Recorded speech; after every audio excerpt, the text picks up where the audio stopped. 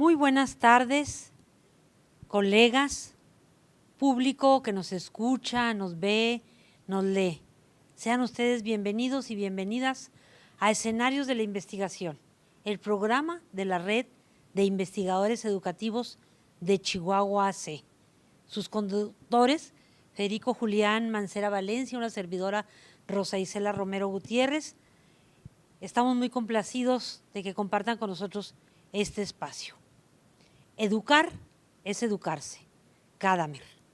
Bien, y en el marco del 13º Congreso de Investigación Educativa que organiza el Consejo Mexicano de Investigación Educativa en coordinación con la Secretaría de Educación, Cultura y Deporte, y atendiendo a dos objetivos que la Red de Investigadores Educativos se ha propuesto con este programa radiofónico, uno de carácter informativo de comunicación frente a la sociedad, otro que tiene que ver con la alfabetización científico-pedagógica y humanística. Hoy tenemos el placer de contar con el doctor Lau, quien acaba hace unos momentos de dictar una conferencia. Quiero comentarles que el doctor Lau es licenciado en Derecho por la Universidad de Sinaloa, obtuvo su grado de maestría en la Universidad de Denver, Colorado, hizo doctorado en la Universidad Sheffield de Inglaterra. Y bueno, también agradecer la participación de mi compañera, de la maestra Lilia Rey Chávez, profesora investigadora del Centro de Investigación y Docencia, y quien se ha destacado en las líneas de investigación sobre informática. Gracias. Al contrario. Pues muchísimas gracias. Para mí es un espacio invaluable y agradezco la oportunidad de poder charlar con usted, doctor, de poder proyectar sus experiencias, de poder dejar una huella, un eco desde esta experiencia que tuvimos en este marco del Congreso de Investigación Educativa, ¿verdad? Y bueno, en relación a su trabajo que nos acaba de presentar en su conferencia, que nos titulada Transformación Informacional en el currículo de las universidades. Es un tema muy retórico, muy relevante ahorita, ¿verdad? También, porque nos enfrenta a retos necesarios, de alguna manera, imperantes en una política global, considero, pero algo que usted manejó muy interesante antes de llegar a su propuesta, que también nos dio a conocer, es manejó algunos referentes contextuales de México muy interesantes. En este sentido, manejó, por ejemplo, cómo México ahorita, el Banco Mundial se encuentra en un 11º lugar económicamente. Cómo ahorita los docentes investigadores, hay un gran crecimiento en su desarrollo profesional, hay un grado académico de doctor alto. Sin embargo, toca un punto importante, no se hace ciencia. Entonces, ¿a qué podríamos atribuir que esta parte de la ciencia está repercutiendo en la educación y está repercutiendo en las condiciones actuales de la educación en México? Mire, realmente las causas son muchas. El problema es un problema complejo. Si hacemos un poquito de historia, pues la educación en México surgió el siglo pasado. Las universidades realmente empiezan a crecer en número en los años 70. Antes de eso eran muy pocas las universidades que existían. Entonces, realmente la educación superior en México es relativamente reciente. El crecimiento mayor se dio de los 70 a los 90, por eso es que ahora estamos teniendo una jubilación casi masiva de profesores. Lamentablemente, o quizá no debo usar este adverbio, ¿no? La forma en que nacen las universidades es improvisadamente. Se crean universidades porque se percibe que hay esa necesidad, sin embargo, no se atienden todos los factores, el proceso administrativo que se requiere para crearlo. Yo mencionaba el caso de Luis Echeverría, que es cuando la educación superior crece en número, al menos en instituciones. Echeverría hacía una gira por Chihuahua y le pedían una universidad y al día siguiente se creaba en la secundaria X. Así nace la Autónoma de Ciudad Juárez, por ejemplo, donde tuve el honor de trabajar, debo decir. Y nacen muchas otras universidades, algunas muy bien planeadas. Fue el caso de la UAM, las UAMs, el caso de Aguascalientes, que nacieron con proyectos muy integrados, el caso de la UAM con presupuesto. Pero la mayoría de las universidades nacen sin un proyecto, sin ninguna planeación. Se contratan profesores en forma improvisada. Esos profesores empiezan a dar clases a como pueden, a como quieren y a como las circunstancias lo permiten. Entonces, esa evolución de alguna manera todavía tiñe este presente que tenemos, y yo creo que va a teñir todavía un poquito parte del futuro. Buena parte de nuestros profesores nacieron o se formaron en programas carentes, por ejemplo, de información, en sistemas donde los modelos pedagógicos eran centrados en la enseñanza y que ellos de alguna manera se convierten todavía en exportadores o en practicantes de esos modelos. Entonces, ha habido políticas federales que yo considero acertadas desde los años 90 para tratar de mejorar la educación superior y ha mejorado. Yo creo que ha habido mejoras, no todas las que requerimos ni las sustanciales, pero ha habido mejoras desde el punto de vista de que las han estimulado a nivel federal, que las universidades tengan, por ejemplo, doctores, que tengan laboratorios, que tengan cierto tipo de características. Sin embargo, en la práctica, esos objetivos nacionales de mejora muchas veces se han convertido en simulaciones. Debo señalar que gran parte de los doctores, ya ven que la estadística que nos da el doctor Tuirán, que era el director de Educación Superior en el sexenio pasado, era de 56 y pasamos al 75% de los profesores con posgrado, que puede ser maestría o doctorado. Una proporción de esos son doctores. Sin embargo, se han hecho en doctorados caseros. Se hacen ahí mismo en la institución y se vuelven extensiones de las prácticas que tiene la propia universidad. ¿Qué sucede? Que en la práctica no son doctores.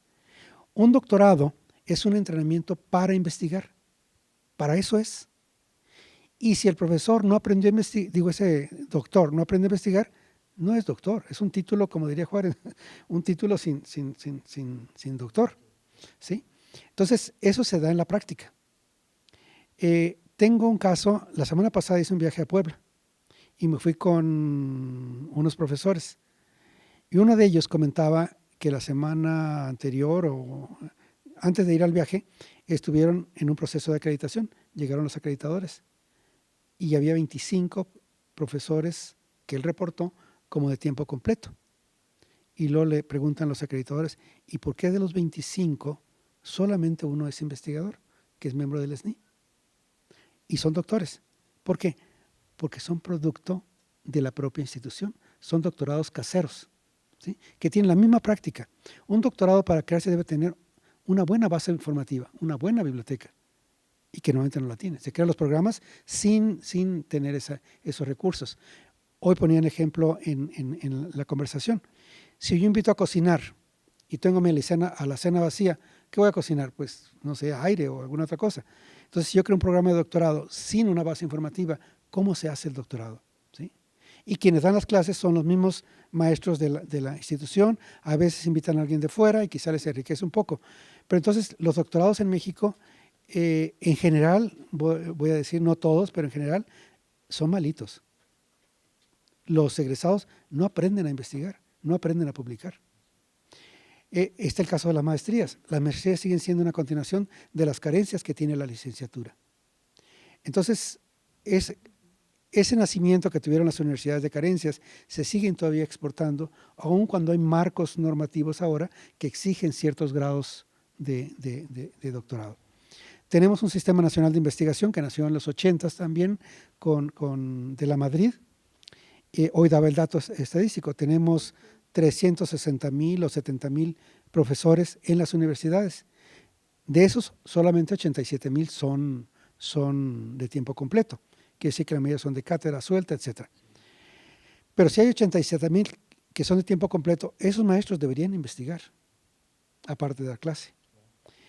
Sin embargo, en el SNI están 21,000 de esos 80,000, o sea, 24%, no sé qué, del total de todos los profesores. O sea, una quinta parte tiene la capacidad de publicar. Y dentro de PRODET, que es el programa del perfil deseable que debe tener el profesor, nuevamente son 21,000. ¿Sí? Entonces, estamos, y los miembros del PRODET generalmente son los mismos del SNI. Sí, son los mismos. Entonces, ¿qué profesor tenemos? Tenemos un profesor que es un repetidor de conocimientos. Un profesor que normalmente basa su clase en un libro de texto y que es una cárcel cognitiva, el libro de texto. Hoy también ponía el ejemplo dentro de la charla. Los cursos en las universidades mexicanas son como las cajitas de hotcakes. Ya tienen todo incluido para que el alumno le ponga agua y quizá un par de huevos y lo mezcle y sale el producto. ¿Sí? En realidad los cursos deberían de ser cajas vacías para que el alumno las llene. El día que el sistema educativo se transforme de esa manera, México va a poder competir en materia científica o en materia cognitiva. Realmente lo que tenemos es una fuerza laboral física buena, pero cognitivamente la tenemos un poco vacía. Mencionábamos el dato que usted señaló, que menos del 1% de la producción científica la aporta México, punto 8, que no es nada. Y como economía somos la número 14. Entonces, la producción industrial es de las primeras en el mundo. Y también poner el ejemplo, por eso el presidente Peña Nieto estaba en Europa con el grupo de los 20, porque económicamente la economía es fuerte. Sin embargo, en materia de creación de conocimiento, estamos en la cola. Si hablamos de revistas científicas, tenemos menos que Chile. Nos gana Chile, que Chile tiene 1/3 de la población mexicana. ¿Sí? Nosotros tenemos 42 revistas, creo, científicas que pasan el filtro internacional. Y eso es el 0.03 o 0.04 de toda la producción. ¿Por qué? Porque nuestros profesores no tienen las capacidades adecuadas. Y ellos, yo a la vez digo, no son los culpables, son producto de un sistema que les ha permitido ser de esa manera.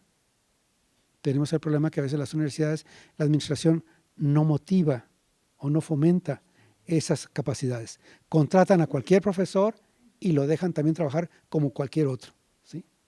Entonces se vuelve un círculo vicioso y tenemos una educación que no es de calidad. No son todas las carreras ni todas las universidades, pero sí predomina esa falta cualitativa. Entonces, ¿cómo sería una educación de calidad que nos lleve a revertir de alguna manera estos resultados, estos porcentajes que nos dice? Y como por tanto, a partir de esto, ¿cuáles serían nuestros retos? ¿Y desde dónde y desde quién estaría enfocado ese trabajo, esos cambios para poder llegar ahí? La verdad es que es muy complejo. Es como la reforma educativa, ¿no? Casi se requiere que un día el Congreso legisle para determinar qué es lo que tenemos que hacer. El reto que tenemos en lo personal son los sindicatos. El sindicalismo es bueno y es necesario, pero los sindicatos de trabajadores son necesarios. Lamentablemente los sindicatos no son sindicatos de trabajadores. ¿Sí? Los sindicatos defienden al que no trabaja. Es más, un buen trabajador no va al sindicato a pedir amparos o que le den prebendas. Generalmente no lo requiere. Quienes lo hacen son los que no cumplen mucho.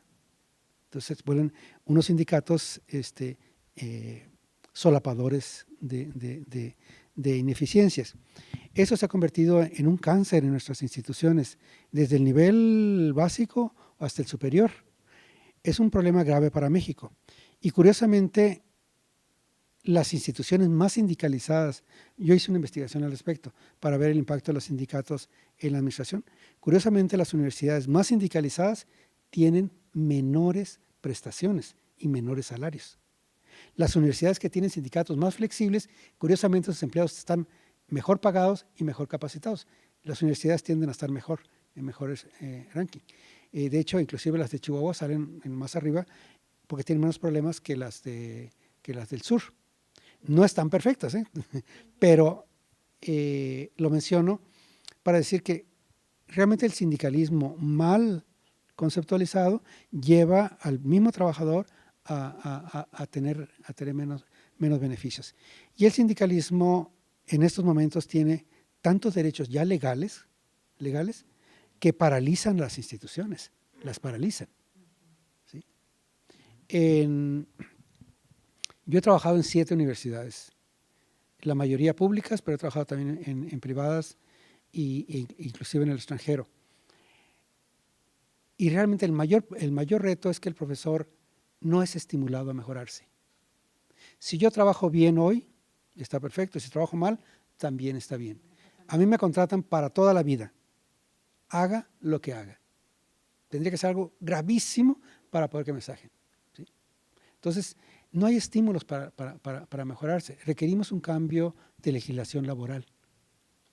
Quizá tenemos que empezar de vuelta para reestructurar las instituciones.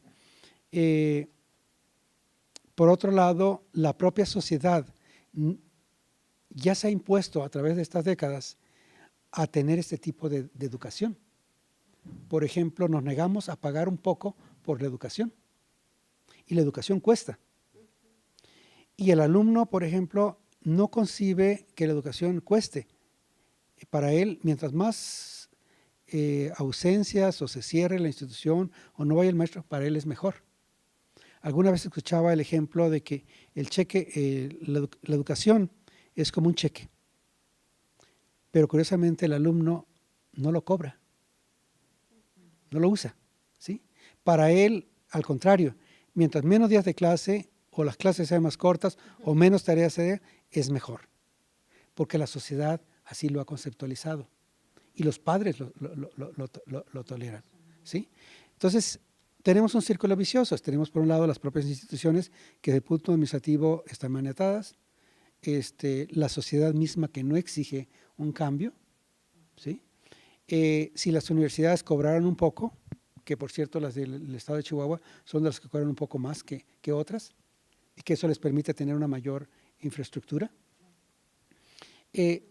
Si hubiera una correlación, cuando menos a nivel de beca, es decir, si tú sacas 9, tienes 90% de beca, ¿no? O quizá, por decir un ejemplo, ¿no? Que no tengo cifras realmente calculadas, pero dijera, bueno, que tú saliste con 10, tienes 70% de beca.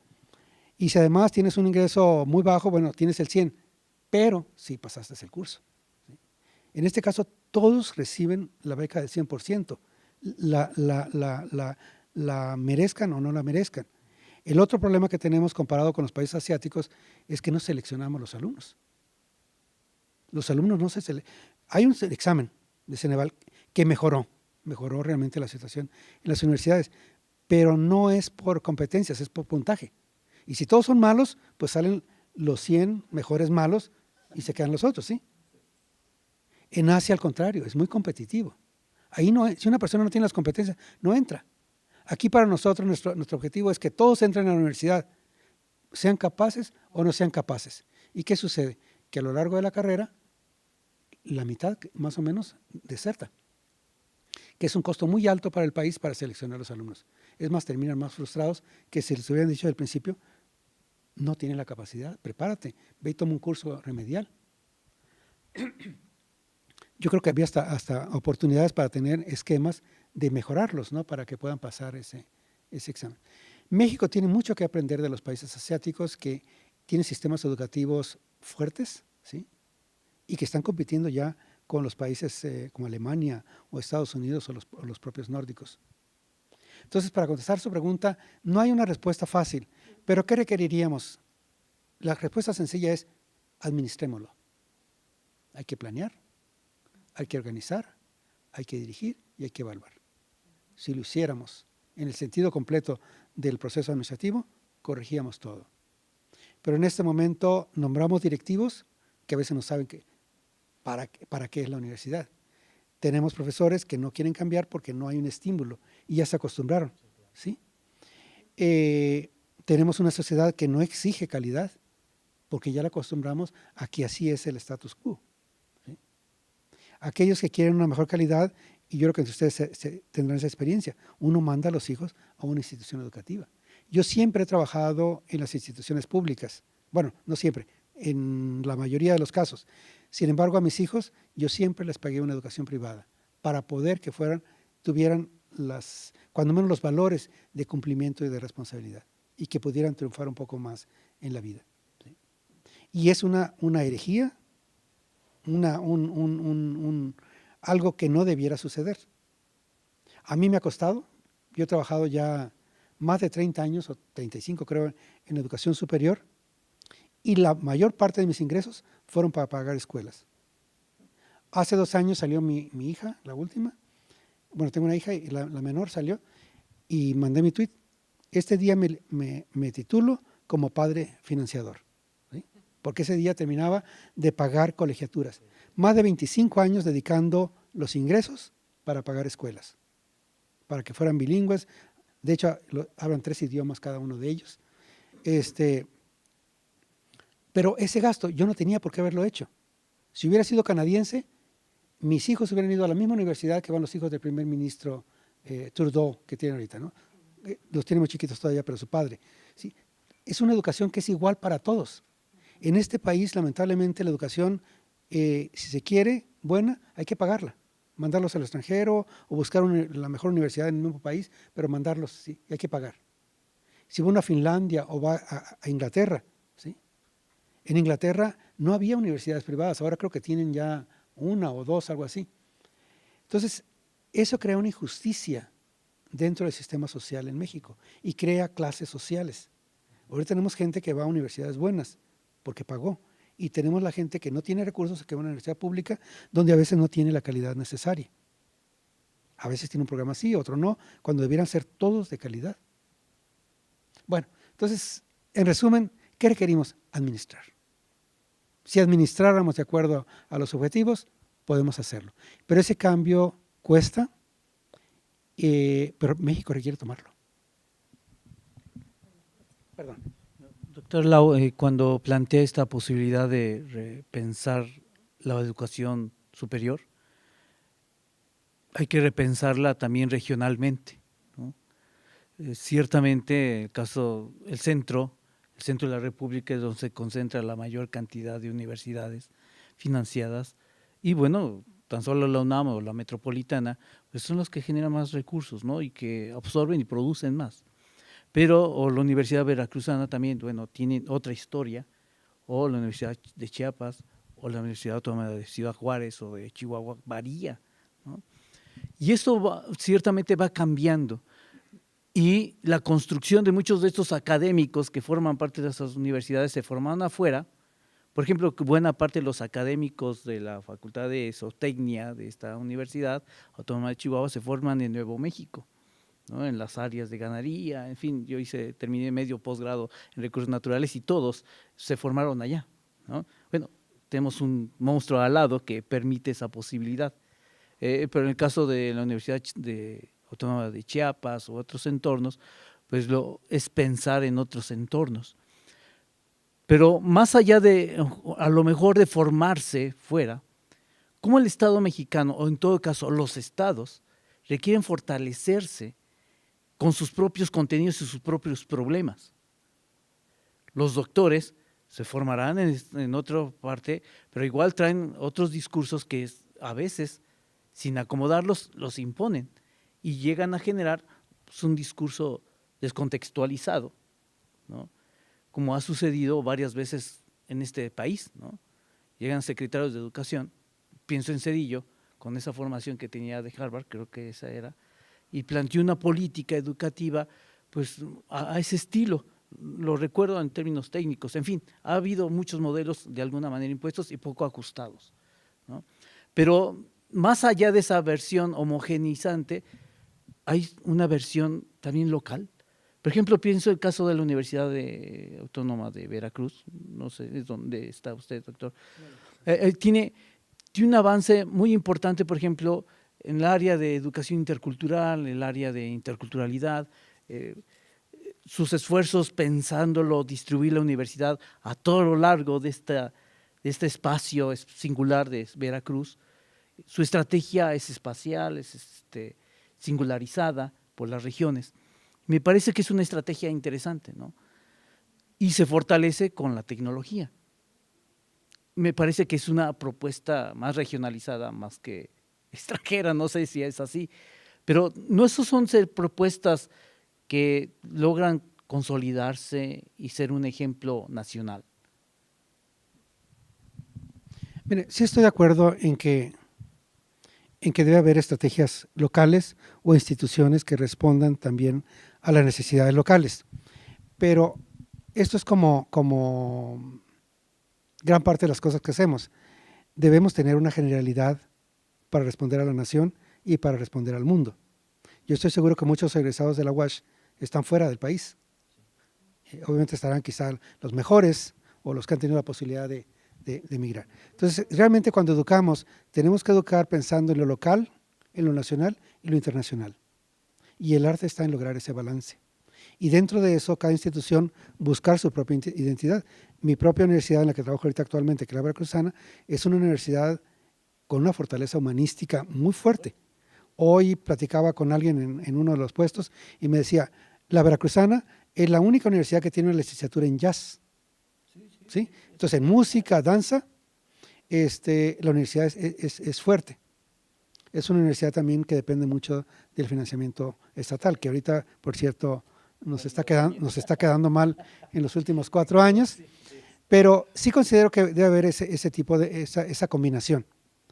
Algo que me gustaría hacer énfasis es que las universidades también mexicanas han creado una tradición, en muchos casos no escrita, donde los directivos y todos los administradores tienen que ser egresados de la propia universidad.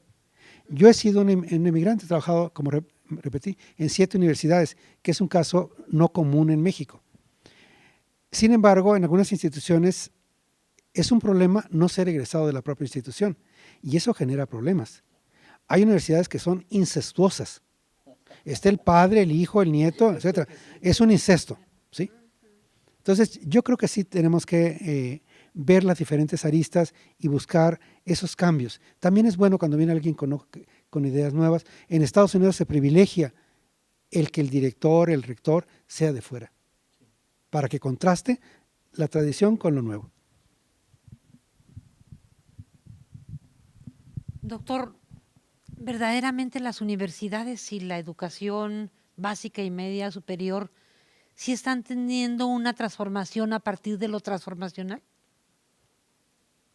¿La educación básica? Sí, y la educación universitaria.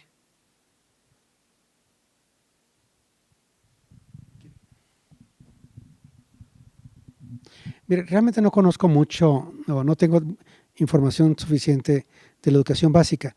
Mi impresión es que la básica no ha cambiado mucho.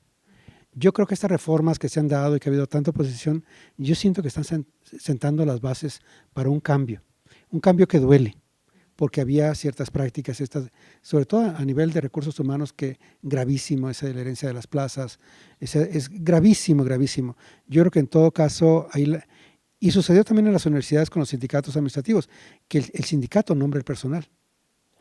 Y si yo tengo un avión, pues yo quiero el mejor piloto, y no el que me ponga el sindicato, que a lo mejor ni sabe manejar avión, ¿sí? Entonces, yo creo que estas reformas, yo les veo futuro. Hay cosas que criticaría, ¿no? O que quizá no, aunque tampoco conozco mucho del tema, pero sí son un cambio importante. Doctor, bueno, algo que usted nos propone es precisamente apoyar y dar de alguna manera autonomía en este crecimiento de la educación hacia los docentes y hacia los estudiantes. Su propuesta, que nos habla de la transformación informacional, nos habla de esto. No sé si gusta de alguna manera cerrar con algo de su propuesta que nos invita precisamente a ese sentido de transformarnos, desde las instituciones formativas, desde las instituciones universitarias. Gracias. El tema de esta tarde en la conferencia magistral fue básicamente que el currículo de las universidades cambiara, en el sentido de que pudiera cada programa de los cursos, o sea, los sílabos, cumplieran con 10 elementos, que de hecho repartí una copia de la rúbrica propuesta, que es producto de una investigación y ya un ensayo piloto en una universidad. Básicamente, que los cursos permitan al alumno la construcción de conocimientos, que no le demos nosotros la información que tiene que leer, sino que el alumno la localice, la recupere, la use, y la evalúe para usarla. Igualmente que usen literatura académica o científica, que introduzcan al alumno a leer la literatura científica. La literatura científica no es atractiva, ni es fácil de leer. Les ponía el ejemplo de la revista que nos dieron en el portafolio del Congreso. Es una revista que la mira uno y estéticamente no tiene nada que ver con lo que aparece en Google, o una revista muy interesante. Además tiene 2 colores, no tiene creo que ninguna fotografía, así cuando lo ojeé someramente. Entonces, la información académica no es atractiva, pero la información común y corriente, esa sí es atractiva, tiene sonido, tiene color, tiene movimiento, tiene hasta música, sobre todo si la miramos en internet. La literatura ligera la encuentran donde quiera. Yo ponía el ejemplo de las papitas, ¿no? Las papitas están envasadas en papel generalmente dorado. ¿Por qué? Porque eso muestra riqueza. Las abre uno y por dentro es color plata. Compran una bolsita de papitas y van a ver los colores. Son colores que nos recuerdan riqueza, valor, etcétera, ¿sí? Sin embargo, nos nutren muy poco. Es más, nos dañan por la grasa y por la sal, ¿sí? Entonces, la información común y corriente la encuentra uno donde quiera y en forma fácil. Pero los alimentos, así como los alimentos que consumimos diariamente, buenos, tienen que buscarlos, cuestan trabajo. Yo hoy le pagué a una chica 500 pesos para que me ayudara a preparar el material, que me fuera a buscar una hogaza de pan integral, integral, no la encontró en Chihuahua, ¿no? Y Chihuahua es una ciudad de 1 millón de habitantes, creo, ¿no? O menos, bueno, 800,000, pero medio millón tiene, ¿no? Debería tener una panadería de pan integral, en algún lado debe estar, pero la chica no lo encontró. Es de Chihuahua, tiene maestría la chica, muy buena, con carro y todo. Y mira, vaya a Costco. Costco tiene un pan que acaba de sacar nuevo, antes tenía otro diferente que también era bueno, creo que no tenía en ese momento. Me trajo una hogaza, pero de pan blanco. Yo en la persona no lo como. Bueno, entonces así es la información. La información buena no se encuentra a la vuelta de la esquina, no está en cada Oxxo, hay que buscarla. Y para eso el alumno requiere entrenamiento y el profesor tiene que introducir al alumno a tener esa perseverancia, que una vez que la tiene, encuentra el material, porque ya cuando uno tiene los hábitos de investigación, de estudio, de localizar información, ya la encuentra con mayor facilidad, ¿sí? Entonces, así como uno debe nutrirse adecuadamente, yo le decía, bueno, nuestro cuerpo nos delata todos los días cómo comemos, cómo administramos nuestro cuerpo, ¿sí? Cómo comemos. Igualmente, lo que decimos, lo que hablamos, lo que escribimos, depende de qué tanto leemos y de qué también lo hacemos, de qué calidad es la información que estamos usando. Entonces, son 2 tipos de nutrientes, el intelectual y el físico. Y creo que el maestro tiene un rol muy importante. Y aquí en esta rúbrica hay 10 recomendaciones para que el profesor se evalúe, ¿sí? Y sobre eso la institución pueda generar programas de capacitación o de mejora para tratar de apoyar al maestro y que mejore su desempeño en el aula.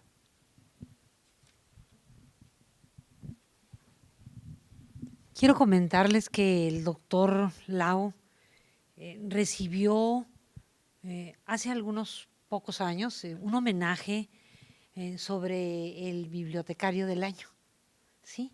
Ahí hay una anécdota que me gustaría retomar. Él comentaba en ese evento, si mal no recuerdo, en Guadalajara, doctor, cómo aprendió a leer. Él decía que vivía en una comunidad alejada de la ciudad y que no había posibilidad de trasladarse a una escuela. Sin embargo, por ahí había un libro del soldadito, ¿sí? Y su madre, que sí sabía leer, su padre no terminó la educación, no fue a la escuela, su madre lo enseña a leer. Y él recuerda y dice en esa anécdota cómo saboreaba la lectura, cómo los procesos formativos nos educan, pero nos educa más la lectura. En esta ocasión en la que él se dedica a nutrir a los alumnos universitarios en las búsquedas de información, creo que tenemos que asumir que ya no nada más tenemos que leer en los libros, que para hacer investigación tenemos que hacer búsquedas de información primaria en las fuentes primarias para que la generación de conocimientos sea una generación de conocimientos real, válida, original y que sobre todo deje un conocimiento a los otros. Me gustaría escuchar o que enriqueciera esto. Bueno, la lectura es realmente vital. Y nuevamente, lamentablemente, nuestro sistema educativo tiene esta oportunidad de fortalecerla, porque no lo hemos hecho. Y eso se puede hacer, obviamente, desde la familia hasta en la propia escuela. En las universidades, si el profesor lleva un libro, o llevar un libro cada semana, le dijera a mis alumnos, mire, aquí este libro que está muy bueno, eso poco a poco empieza a crear un cimiento, un nacimiento por la lectura. De hecho, yo espero que para finales de año tengamos terminado un manual con 75 ejercicios que el profesor puede hacer para fomentar el desarrollo de habilidades informativas. Pero el profesor puede hacer concursos, por ejemplo, a ver, ¿cuál es el artículo más reciente sobre cámaras fotográficas? ¿Sí? Y los alumnos se van a dar cuenta que hay cientos de artículos al respecto. ¿Sí? Puedes dar un premio al que lo encuentre en francés o en inglés. O sea, puede haber una serie de actividades dentro del aula que no cuestan trabajo y que pueden fomentar esa lectura. Lo otro es simplemente, ok, quiero que hagan una propuesta de un artículo, votemos, lo escojan y lo leemos. ¿Sí? Y vamos a tener una discusión. Eso va introduciendo al alumno en la lectura científica. La mayoría de nuestros alumnos no lee artículos científicos. Además, llegan al doctorado, basta con ver las tesis de doctorado y de repente dicen, bueno, pero qué barbaridad, ¿cómo que aprobaron esta tesis? ¿Sí? ¿En qué literatura? No hay nada de información primaria, como usted señalaba. Yo creo que hay muchas cosas que son sencillas, que no cuestan mucho trabajo y que se pueden hacer. Hoy en la conferencia mencionaba, por ejemplo, algo que yo les digo a los profesores universitarios cuando me ha tocado dar capacitación para apoyarlos, es decirles, recomienden literatura en inglés. Y algunos dicen, bueno, es que yo no leo inglés. Le digo, maestro, imagínese que usted es médico. Usted puede recetar medicinas de la farmacia y no tiene que probarlas todas, además se envenena si las toma todas, si las prueba. Entonces, así puede hacerlo en clase. Usted recomiéndeles, usted es experto en el método, en la estrategia de aprendizaje, pero no tiene que ser experto en todas las lecturas. ¿Sí? Entonces, pero déle esa oportunidad a los alumnos y usted va a aprender. Si usted le dice a los alumnos, ok, nuestro objetivo es, vamos a estudiar los micrófonos, como este que está acá. Ok, vamos a buscar, búsquese un artículo reciente, ¿sí? Búsquenselo y tráiganlo. Y se va a dar cuenta que en 20 alumnos, 15 artículos son diferentes. Esa es una riqueza en el aula. El maestro aprende en ese momento. Yo comentaba también hoy en la conferencia, reestructurar un programa de estudios sí cuesta trabajo. Hay que invertir un poco de tiempo. Pero una vez que lo haga, la docencia es más rica. Se aprende todos los días, se aprende en cada clase. Y es más, la clase se vuelve una carga distribuida entre todos los que están presentes. ¿Sí? Y ya uno se convierte en el líder, en el facilitador del aprendizaje. Pero para llegar a eso, pues requerimos de estímulos, requerimos de motivar a los profesores y de generar algunos cambios administrativos para estos modelos. ¿Se lo pasa usted? Perdón.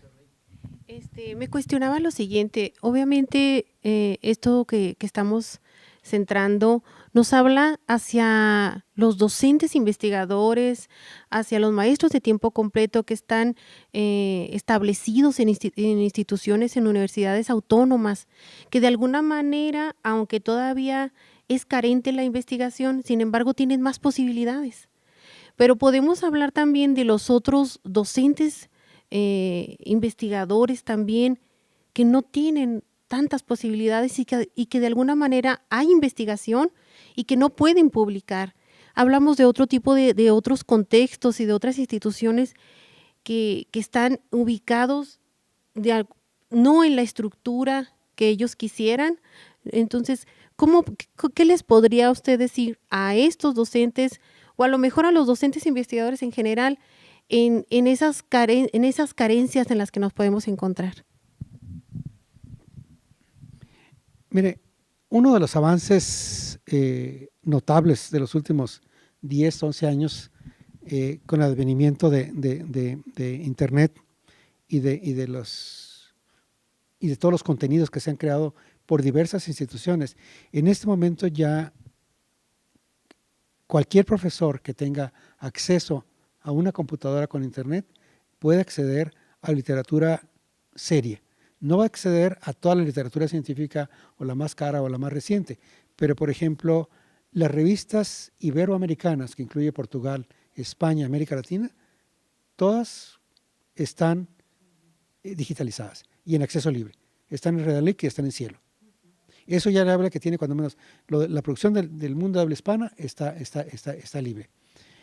Igualmente, cuando una persona, hay otro tipo de literaturas que pueden acceder también en forma gratuita.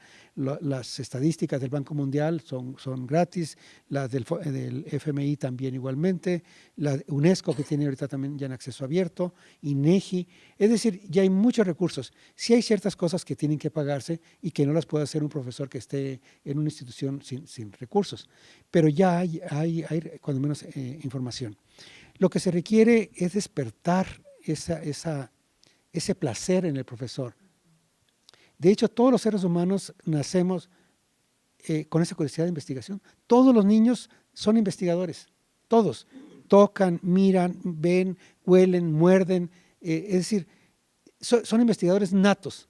Sin embargo, la sociedad y el sistema educativo los va durmiendo.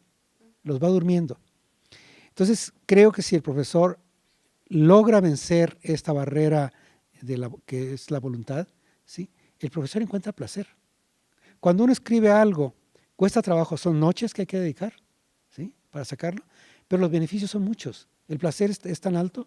Cuando uno publica, no sabe hasta dónde va a llegar esa publicación. Esta conferencia de hoy quizá va a llegar solamente con el auditorio que tengan ustedes, pero una publicación tiene un alcance mayor, con públicos quizá más selectos, pero un alcance mayor y que puede durar 10, 15 años. Es increíble cómo una persona usted la puede buscar porque escribió un artículo que le resolvía alguna pregunta. Entonces creo que ahí es cuestión, yo le diría a un profesor que no tenga recursos, trate de vencer esas partes básicas, que primero es la voluntad. Porque cuando uno quiere, se puede, ¿sí? Ustedes que están aquí en Chihuahua, como usted lo mencionaba, tienen una gran oportunidad. Si echan un viaje al Paso y tienen una biblioteca de primer mundo, y son 4 horas de viaje, no sé, 1,000 pesos que invierta y ya se puede quedar todo un día ahí, copiar el material en un USB, en una memoria y traerse la información. Realmente estar en esta parte del país les da una ventaja enorme, ¿sí? Pero creo que es cuestión de descubrir esa parte motivacional del profesor para que venza las barreras.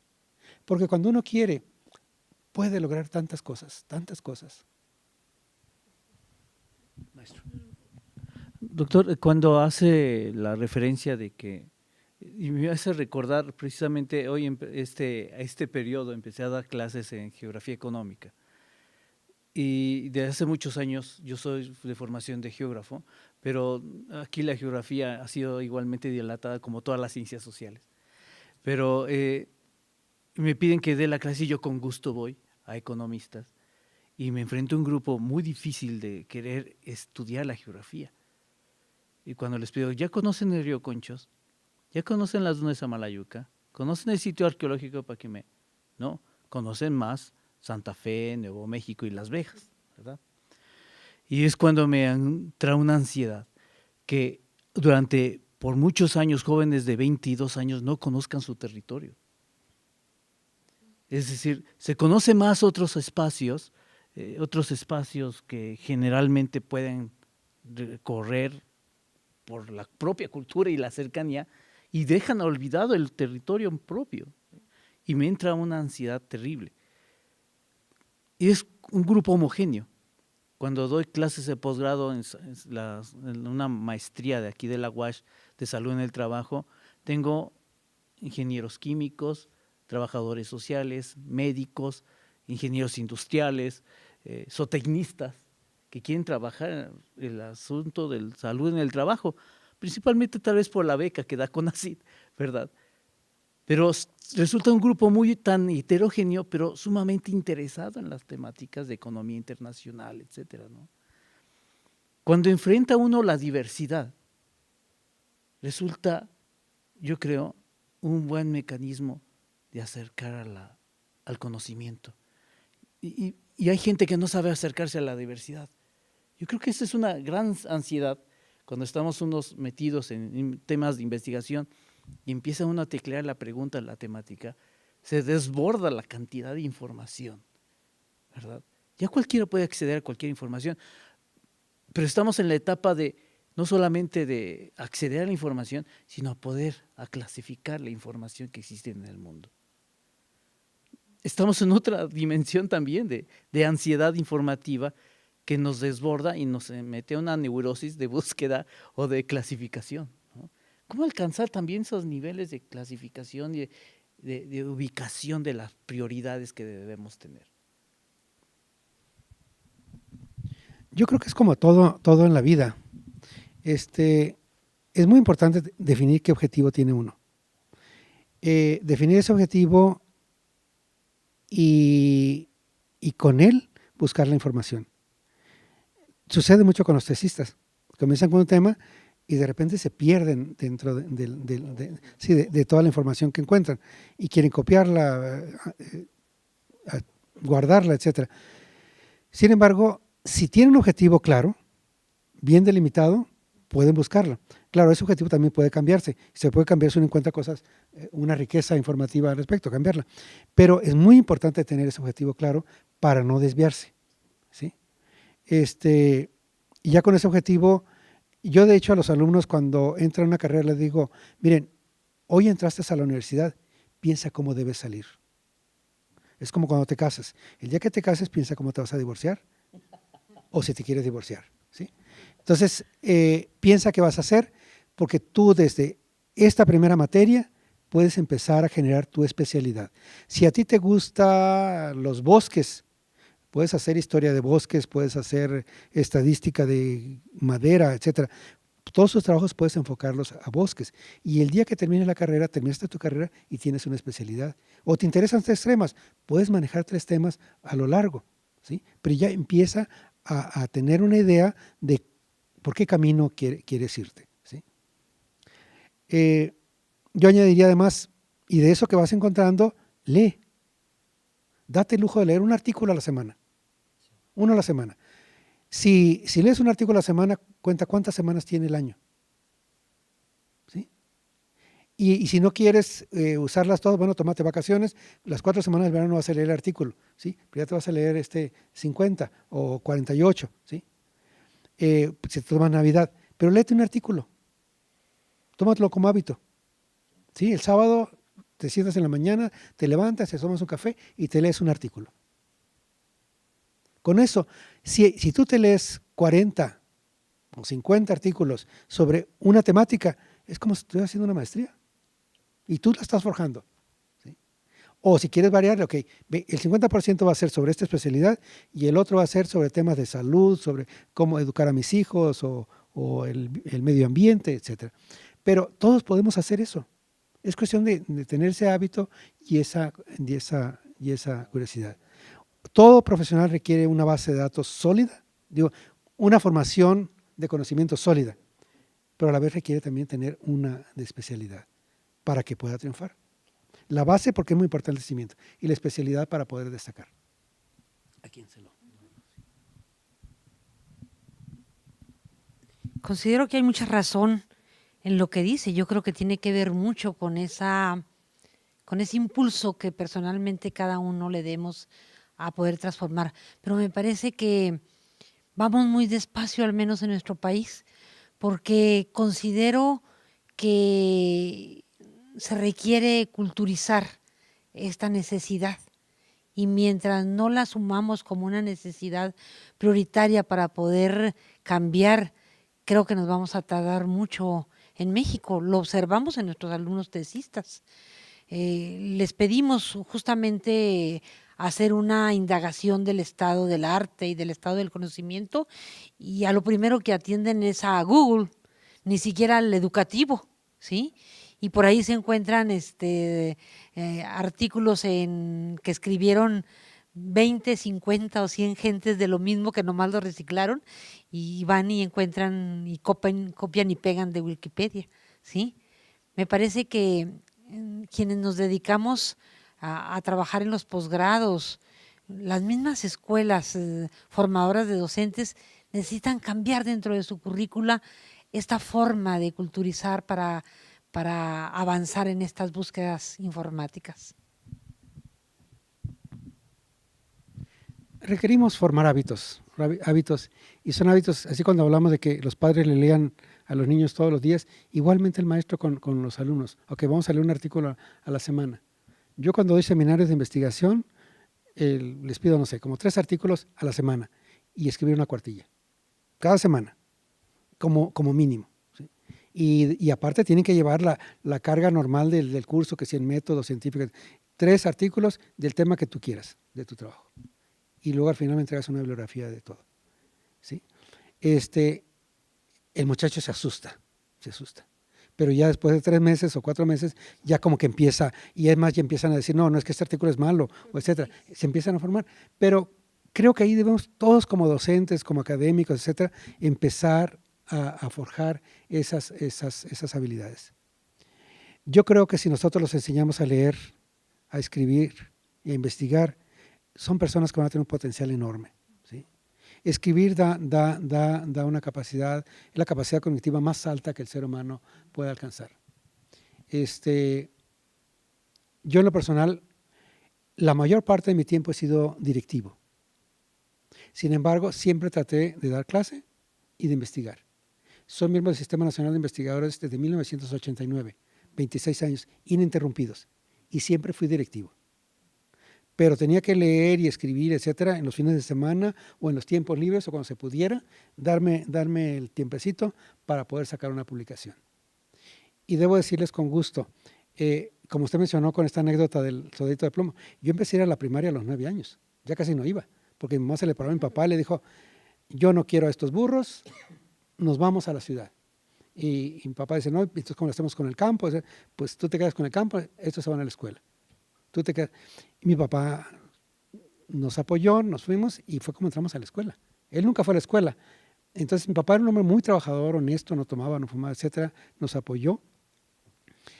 Y haber logrado tener la motivación, sobre todo de mi madre, mi mamá fue hija de sirvienta. Y ella tuvo acceso a la educación por ser una mujer blanca y la mandaban con las niñas del patrón al kinder. Mi mamá fue al kinder en los años 30, hija de sirvienta, cuando había un solo kinder en Los Mochis. Pero ella fue al kinder. Yo no fui al kinder. Ninguno de mis hermanos, porque no era posible.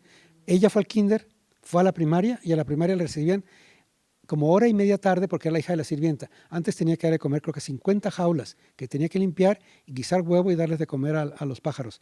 Y después les iba a la escuela. Y la dejaban porque era la hija de la sirvienta. Hizo la primaria.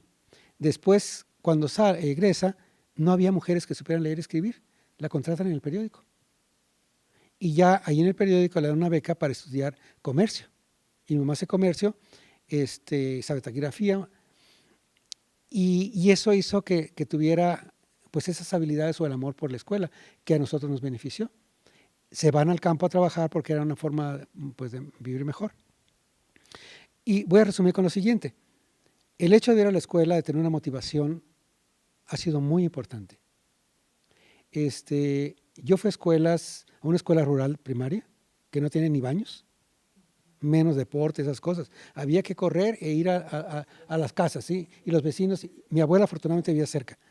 Luego fui a una secundaria nocturna por cooperación.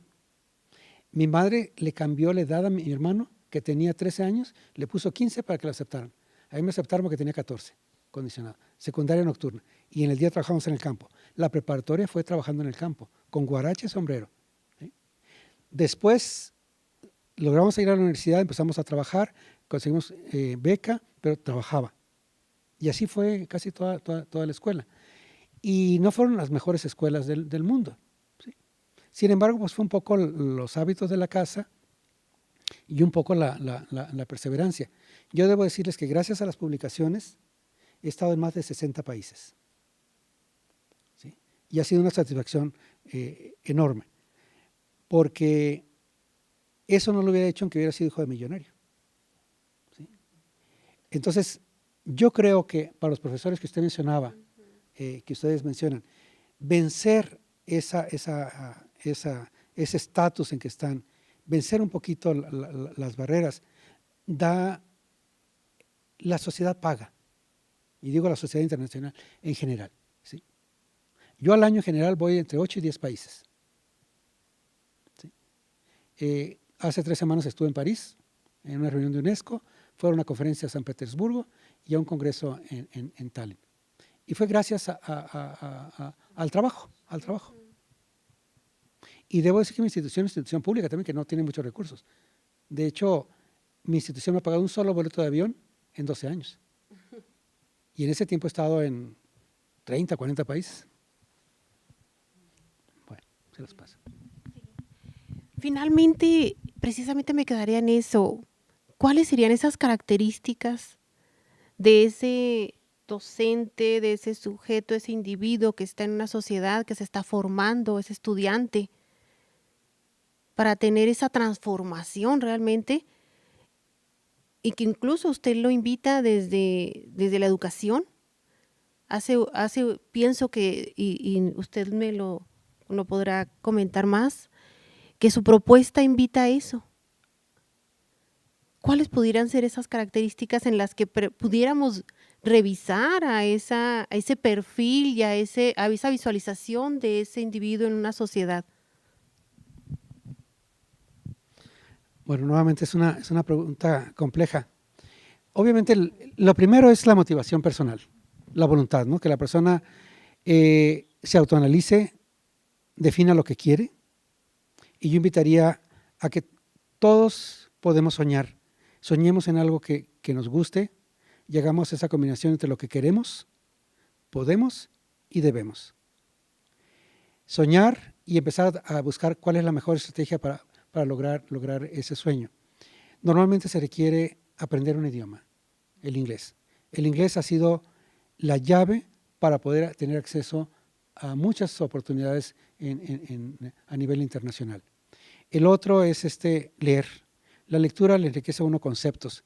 Cada palabra que aprende uno es un concepto nuevo. Se enriquece vocabulario, se enriquecen conceptos.